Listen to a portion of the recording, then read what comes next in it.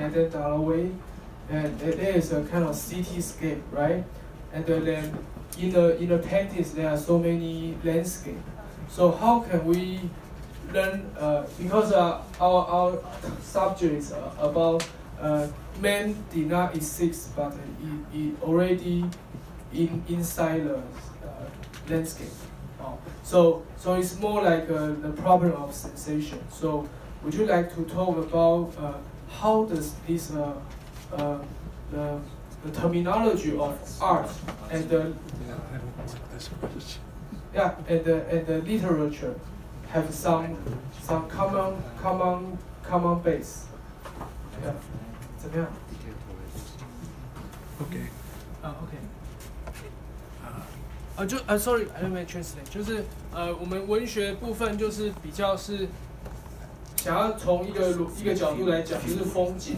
因为在德勒兹里面就是谈到说像那个维吉尼亚·伍尔夫的那个戴洛维夫人，他说他很喜欢戴洛维夫人那个有一个评论，他说那个角色的视角像是在天空上，一把刀从天上切下来，然后切到城市的街道上，就是一个非常无人称、没有个人的那个主观的视角，但是却是一个统观式的一个视角的一种文学的笔法。那这件事情马上就连接到，德勒兹就用了塞尚谈那个人不在风景里，而是人不是在看风景，而是全部都在风景里，的这种知觉的状态。所以我在问的是说，会不会其实文学跟艺术之间有一些共同的感受，是彼此互相可以 share 的？How does the literature and the art sphere they share the same sensation or share the same terminology with each other? Okay. In my view, literature is somewhat different from music and painting. Let's say this. Deleuze says that all the arts attempt to capture forces. Deleuze invents these concepts of percepts and affects, which are different from perceptions and affections.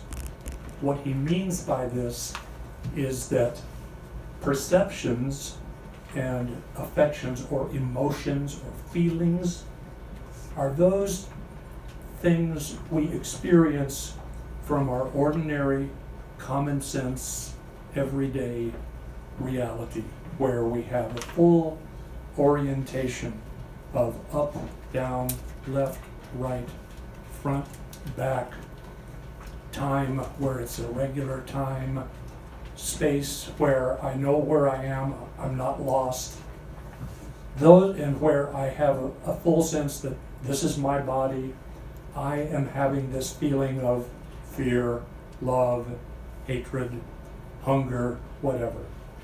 Percepts and affects are pre-personal, pre-individual, before you have an orientation in space, in time. They are those forces that are traversing you, those, I don't want to say unconscious, but those immediate, what phenomenologists would call mitwelt, being with, which Deleuze does embrace, but without a sense of the subject. That is, percepts are perceptions without a definite perceiver. Affects are feelings without a specified person feeling. How is that possible? Well, let us take this room.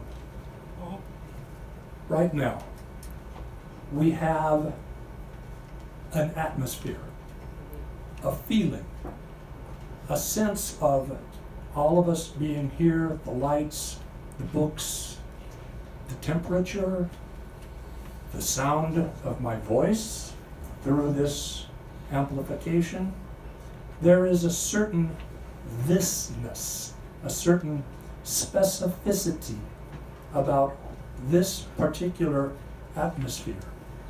There are, you might say, there is a collective percept or collection of percepts, a collective sense of affect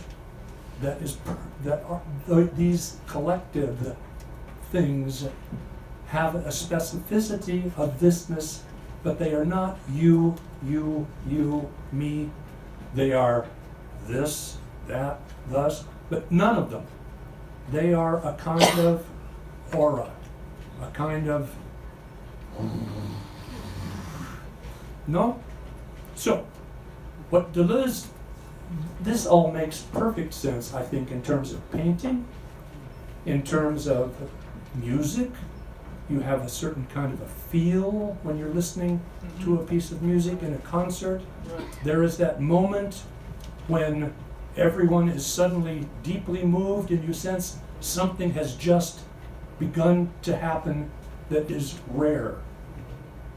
In a film, a certain look of an image where suddenly the landscape, the people, the light, everything is permeated with this sense of somehow seeing, feeling that is not anybody's but the whole of this thing, without it being a unity, without being a one.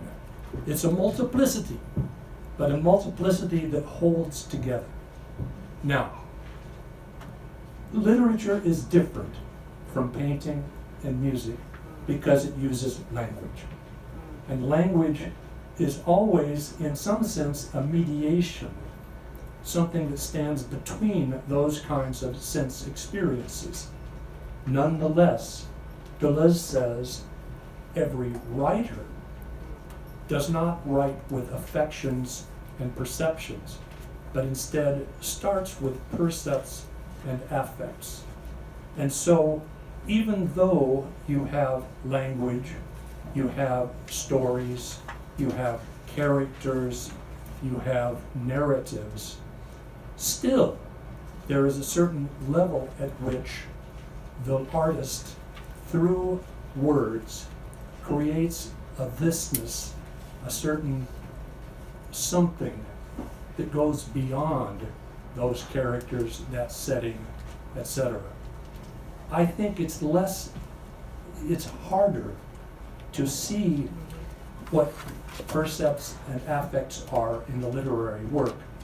I think it's easier to understand how a writer might conceive of his or her work that way. So what I'm saying is, it's easier to understand this notion of sensation or percept and affect from the perspective of the creator than it is from the perspective of the receiver, that is, the reader. That's why I think literature is a more problematic, more difficult case. I'll just say 3 things about what literature is. 1. Later.